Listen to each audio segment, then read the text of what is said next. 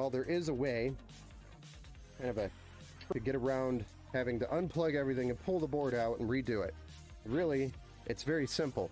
All you do is you unscrew the motherboard, and as long as you have enough loose cable on the backside where the motherboard can move, you don't have to disconnect anything. You just slightly move your motherboard out of the way so you have this little gap between the board and the case, and that's where you can slide this in. So all you got to do is have enough free cable on in the back for any of the cables to move it maybe half an inch or so.